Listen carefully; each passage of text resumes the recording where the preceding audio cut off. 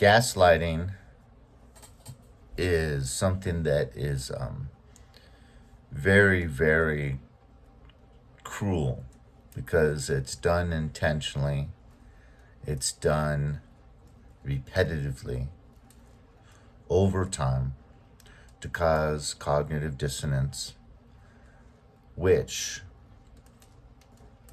if done enough, the person starts to actually doubt their own mental capacities and their own ability to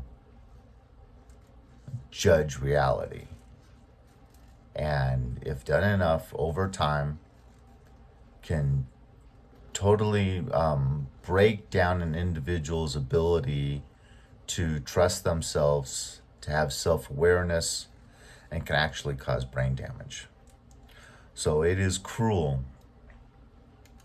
But it's even crueler when the narcissist, there's different levels of the narcissist's ability to be cruel and to engage non-narcissistic individuals to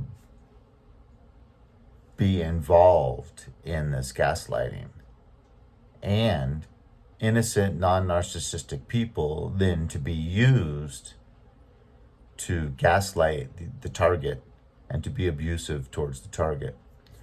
So how do they mastermind this? Very simple. What they do is they first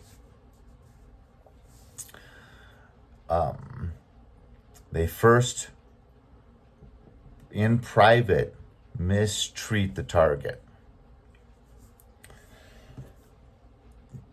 in hopes that the target will share what the narcissist did to them, the abusive tactics, the things that were said and done in private.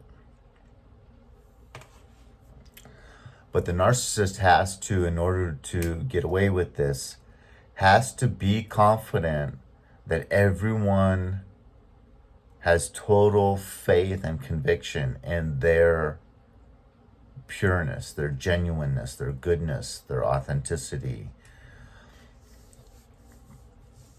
So all of that has to be taken care of way in advance of convincing the group on their pureness, pure good intentions, pure behavior, on a level of sainthood.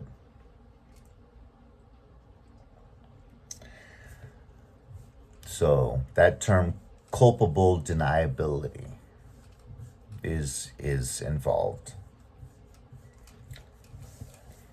So because what they're doing is when they mistreat that target in private one-on-one is they're hoping that that person will go and share that with some of these people that have total conviction in the goodness of the narcissist.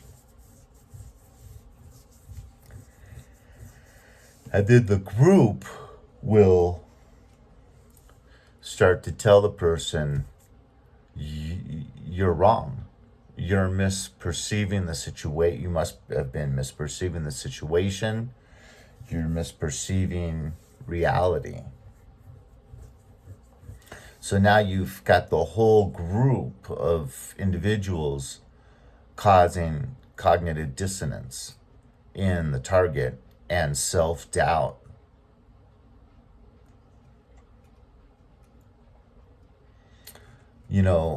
Even a therapist that doesn't have training in narcissism, have a background with formal training about narcissistic abuse, will most likely engage in this same behavior unknowingly. So you'll go to the therapist and you'll say, yeah, my family member has done A, B, and C to me over decades, my whole life. and the therapist just can't believe it. You know, I mean, even myself as a therapist for 30 years have said, and I've been under the belief that one, parents do the best they can by their children, you know, but they're fallible human beings, but their intentions are always good. That's not true. But I was under that belief system, and that they will always want the best for their children and try to do the best by them. It's not true. But that is a commonly held belief by people, including therapists. You can have this in parent alienation. You can have the narcissistic parent utilize this tactic against the non-narcissistic parent. So they will be so heinous,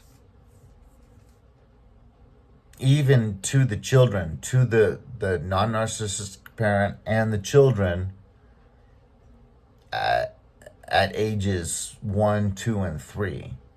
They'll even regularly abuse the child right in front of the non-narcissistic parent, so that all the child remembers is, because that's like kind of before, when they can't really remember ages 1, 2, and 3, right? So when they get older, 5, 6, 7, they will tell the children, one, what things their narcissistic parent did to them, and what things the narcissistic parent did to the children themselves. Because they can convince the children that they are all good, right? Like I was talking about before, perfectly good, perfectly pure intentions, sinless, saintly. And the way they do this is they use that old belief that distance makes the heart grow fonder. So the children always have to believe that their parents are good. But the narcissistic parent wants to party, wants to be off getting narcissistic supply. They don't want to be changing diapers. So when the kids are really, really in need of their love and attention and time, what they will do is not be around much. There's going to be babysitters, there's going to be grandparents, there's going to be leaving them a lot with the non-narcissistic parent as a babysitter in their mind, because they want to be off partying. They want to be off on one of their 3 cell phones. They want to be off dating, having sex with several different lovers. That's what they do, right? It's all about me, me, me.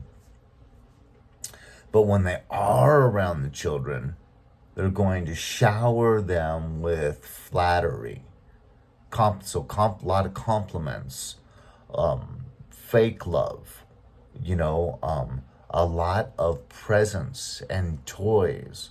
So when they see that parent, a couple times a week, all they have is great feelings and presents, and even just give them cold hard cash, give them brand new smartphones, just literally throw material possessions at them, throw compliments at them, be super enthusiastic, and laugh and joy and sing with them, but they're never around. This only happens 2 or 3 times a week at the most. So they grow up with this very limited amount of time and experience with the narcissistic parent.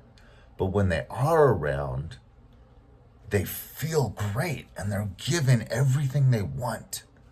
And they come home with the best fast food that money can buy, you know?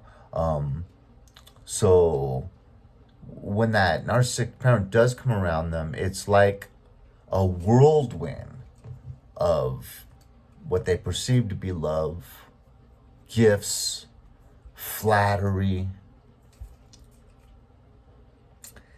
and leave all the hard work and all of the changing of diapers and so on and so forth to the non-narcissistic parent,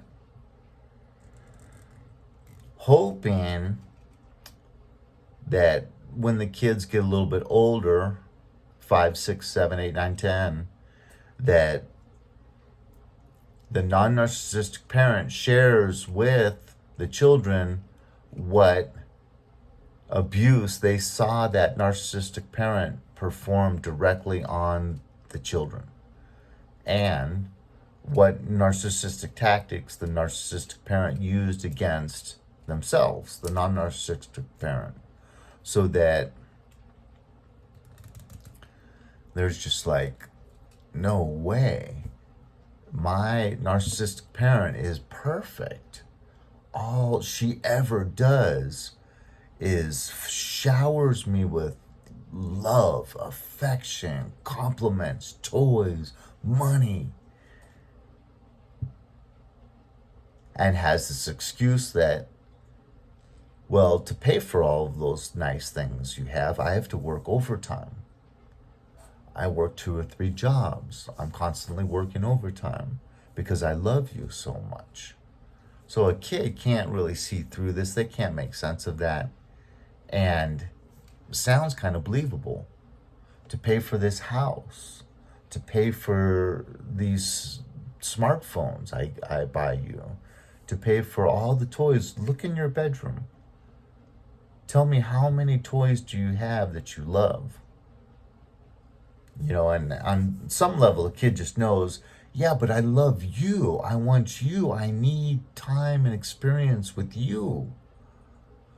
Well, don't we really enjoy each other when I am around? Yes. Okay. And do you understand what I just said about how I need to work hard and I need to be away from you a lot in order to pay for the house, to pay for the toys, to pay for this, that, or the other thing? Yeah. When I am around, do we not have fun? Because I love you, right? When we're together, we're laughing, we're singing, I'm tickling you. You know, yeah, but it's only you come in and then you go. You know, you tickle me and you laugh and you throw some toys and money in my face and compliments about how wonderful I am, and then you leave. Because, you know, the main thing that really gets children to become narcissists themselves is being spoiled, right? So a narcissistic parent will always spoil the child. You know, all they have to do to get their way is drop to the ground, cry, kick and scream on the ground. Bam, you've got that toy. Even though you just threw a full-on temper tantrum in the toy store, and 1 minute ago I was saying, no, I'm not going to get you this. Throw a temper tantrum, bam, you got it. Always take the child's side, especially if they know the child's lying about maybe they had a conflict with another child and now they're lying and saying that that child hit them first. Then they'll get really protective and they'll act like they believe the child, even if with their own eyes they saw that their child hit that other child first. Because they want to look like that helicopter parent, that they're always super, super protective over that child, and the whole world's out to get them. But their parent is always going to be that mama bear that just will tear anyone apart that makes any accusations about their child. So this gaslighting to go back to gang stalking and using gaslighting with a group is kind of at the upper echelon of tactics that are only used by good narcissists. Because in order to do that, you have to have the whole population of non-narcissistic people totally buy into their goodness.